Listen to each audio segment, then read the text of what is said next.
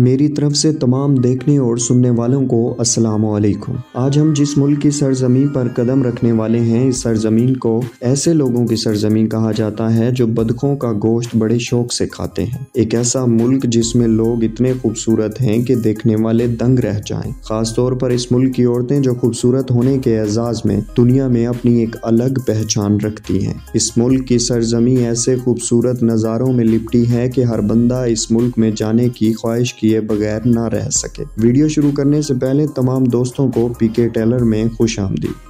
नए आने वाले तमाम साथियों से मेरी गुजारिश है कि YouTube पर मौजूद हमारा चैनल पीके टेलर को सब्सक्राइब करते हुए साथ मौजूद घंटी की अलामत को भी दबा दें ताकि हर नई आने वाली वीडियो आप लोगों को बआसानी मिलती रहे। जी हाँ, तो हम बात करने वाले हैं काज़िकिस्तान की। दोस्तों, काज़िकिस्तान अपने रकबे के एतबार से दुनिया में 9वें नंबर पर शुमार होता है। काज़िकिस्तान का कुल रकबा 27,24,900 मुरब्बा किलोमीटर है।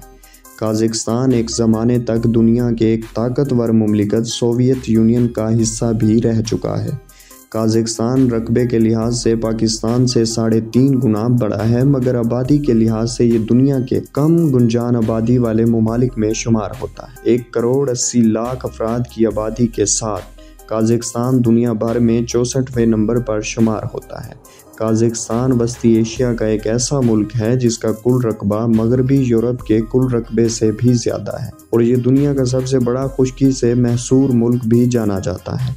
काज़िकिस्तान के मोहल्ले वकू की अगर बात करें तो इसके मशरिक में चीन, शुमाल और मगरिब में रूस और किर्गिस्तान, जनूब में उज़्बेकिस्तान और तुर्कमानिस्तान और जनूब मगरिब में बहीरा कुज़वन वाक़या है, जबकि मशरकी साइड में एक छोटी सी सरहद समंदर के ज़रिए मंगोलिया से भी लगती है। काज़िकिस्तान की आबादी में 70.2% मुसलमान, 26.3% मसीही लोग, 0.1% दीगर मज़ाहिब के मानने वाले, जबकि बाकी 3.4% आबादी ऐसे लोगों की है जो किसी भी मज़हब पर यकीन नहीं रखते। यूँ तो काज़िकिस्तान की तारीख बहुत पुरानी है, लेकिन अगर हम जदीद ज़िंदगी के एतबार की बात करें तो यहाँ पर 11वीं सदी ईस्वी में कोमान लोगों ने अपने खैमे लगाए। कोमान लिसानी तुर्क नस्ल से ताल्लुक़ रखते थे। इनको मुख्तलिफ ज़बानों में मुख्तलिफ नामों से पुकारा जाता है, लेकिन सब ज़बानों में नाम का मतलब एक ही है, यानी सुनहरे बालों वाली कौम। कोमान के बाद यहाँ पर कुपचाक लोगों ने बस्तियाँ बसाना शुरू की। जब इन लोगों ने महसूस किया कि हमारा भी कोई हुक्मरान होना चाहिए और बाद में आने वाले कबीले हम पर गालिब ना आ जाएं, तो इस डर से कुपचाक और कोमान लोगों ने इत्तफाक से एक रियासत कायम की जिसे कुपचाक कोमान वफाक कहा जाता है। ये 11वीं सदी ईस्वी से 12वीं सदी तक कायम रहने वाली रियासत थी। चंगेज़ खान के जानशीनों ने यानी सल्तनत मंगोल ने अपनी सरहदें फैलाते हुए कुपचाक कोमान वफाक का नाम ख़त्म करते हुए इसे सल्तनत मंगोलिया का हिस्सा बना दिया और आने वाले 300 सालों तक इस खित्ते पर हुकूमत की। 1456 से 1847 तक कायम होने वाली एक सल्तनत जिसे खानियत काजुक कहा जाता है, इस खित्ते पर कायम हुई थी। आपकी मज़ीद इतला के लिए बताता चलूँ कि मंगोलिया सल्तनत अपने आगाज़ में एक गैर मुस्लिम रियासत थी, मगर ये अपने अरूज के दिनों से पहले ही मुस्लिम हो चुकी थी। यानी मंगोल सल्तनत का जब अंजाम हुआ था तो तकरीबन इस्लाम ही इस सल्तनत में फैल चुका था। खानियत काज़त के इस अजीम दौर को भी इस्लामी दौर कहा जाता है, यानी ये सल्तनत भी एक इस्लामी सल्तनत थी, मगर इस सल्तनत के अंजाम के बाद कुछ दहाइयाँ कोई नई हुकूमत कायम ना हो सकी और फिर 1867 को रशियन तुर्कमानिस्तान का क़याम अमल में आया, जिसका हिस्सा ये खित्ता भी बना। इस इत्तेहादी हुकूमत का भी 1918 में ख़ात्मा हो गया था। जब दुनिया जंग अजीम अव्वल के मरहले से गुज़र रही थी, 1918 से काज़िकिस्तान के इन इलाकों पर जहां पर अब काज़िकिस्तान मौजूद है, एक आज़ाद अतलाश खुद मुख्तियार रियासत बनाई गई जो एक काज़िक रियासत थी। 1925 में इस रियासत का भी ख़ात्मा हुआ और एक नई रियासत कायम हुई जो सोवियत यूनियन के इश्तराक से वजूद में आई थी और इस रियासत का नाम काज़ो खुद मुख्तियार सोवियत इश्तराकी जमहूरिया रखा गया था, जो 1936 तक कायम रही और फिर इस रियासत की खुद मुख्तारी को ख़त्म करते हुए नया नाम काज़िक सोवियत इश्तराकी जमहूरिया रखा गया था। ये रियासत 1936 से 1991 तक कायम रही।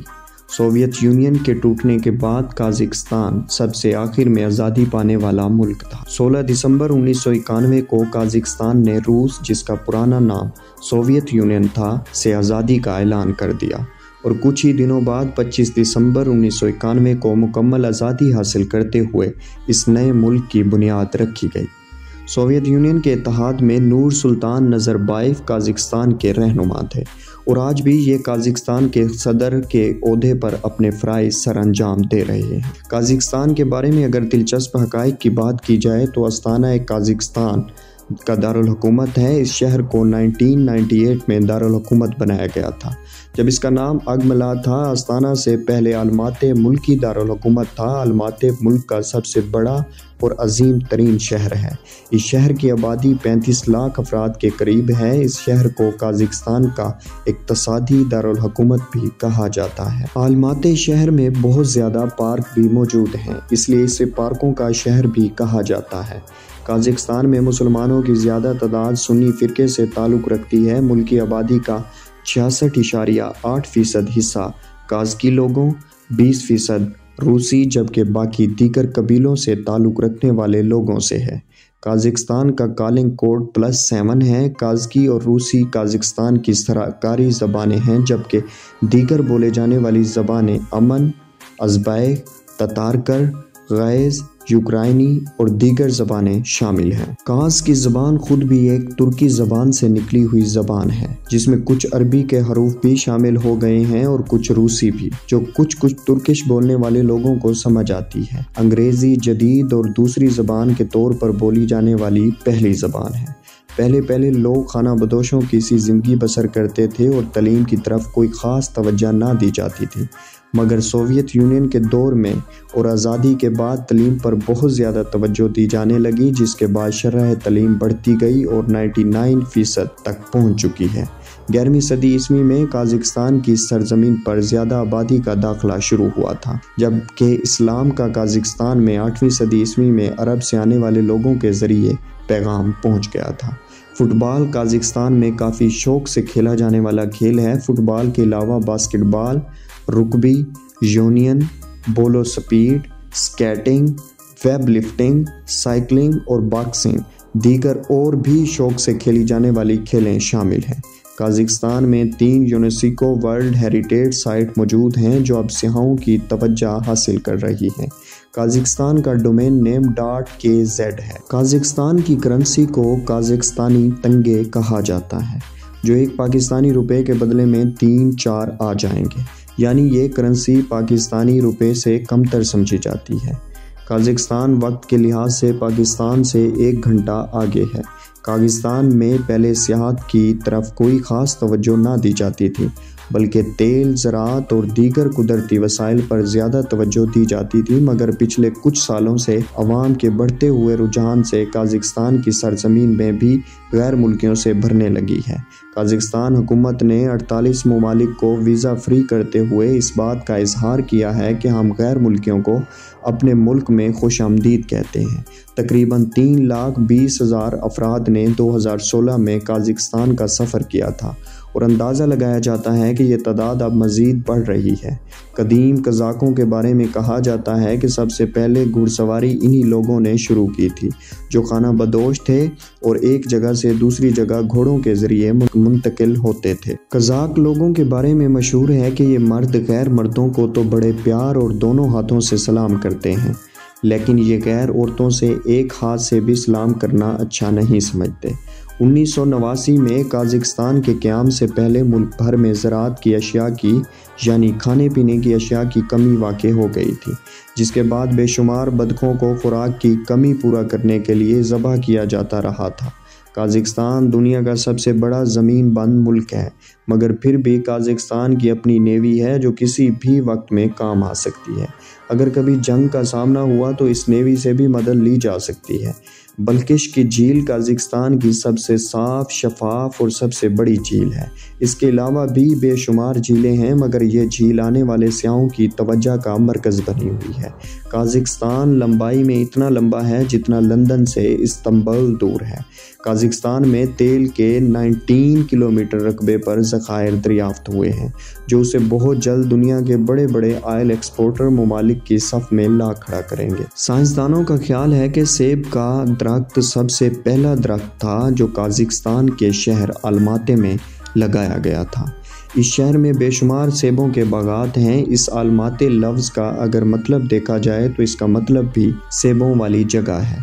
امریکی عورتوں کی طرح قازقستان کی عورتوں کو بھی 26 اگست 1920 میں ووٹ ڈالنے کے حقوق مل گئے تھے۔ باز کی مدد سے شکار کرنا ایک کھیل کے طور پر آج بھی قازقستان میں امیر اور شوق رکھنے والے لوگوں کے درمیان مقبول ہے، جو سکھائے گئے باز کی مدد سے خرگوش، لومڑی اور دیگر چھوٹے جانوروں کا شکار کرتے ہیں۔ برفانی چیتا قازقستان کے برفانی پہاڑوں میں آج بھی بکثرت پایا جاتا ہے۔ سوویت یونین کے ٹوٹنے کے بعد سب سے پہلے امریکہ نے قازقستان کو ایک آزاد مملکت کے طور پر قبول کیا تھا، لیکن اقوام متحدہ نے آزادی کے اگلے سال 2 مارچ 1992 کو قازقستان کی آزادی کو تسلیم کر لیا تھا۔ سنہری باز قازقستان کی ایک علامت کو ظاہر کرتا ہے۔ یہ باز قازقستان کے علاوہ کینیڈا اور امریکہ میں بھی پایا جاتا ہے۔ اس باز کی علامت کا قازقستانیوں کی طاقت اور جذبے کو ظاہر کرنا بہت ضروری ہے۔ قازقستان کے پرچم پر سورج کی بنائی گئی 32 کرنیں ملک کی ترقی اور خوشحالی کو ظاہر کرتی ہیں۔ دوستو، یہ تھی قازقستان کے بارے میں دلچسپ معلومات پر مبنی ایک تفصیلی ویڈیو، مگر اس ویڈیو کا بھی ایک حصہ ابھی باقی ہے جسے میں قازقستان کے تفریحی مقامات، ویزے کے حصول اور اگر کوئی بات میں غلطی سے بتانا بھول گیا ہوں تو وہ سب اس ویڈیو میں بتایا جائے گا۔ آج کی یہ ویڈیو اگر آپ دوستوں کو پسند آئی ہو تو اس ویڈیو کو اپنے دوستوں کے ساتھ واٹس ایپ اور فیس بک وال پر شیئر کرتے ہوئے اپنی پسندیدگی کا اظہار ضرور کریں، اور میری حوصلہ افزائی کے لیے لائک کا بٹن بھی پریس کر دیں۔ اگلی ویڈیو تک اپنے اس دوست کو اجازت دیں۔ اللہ نگہبان۔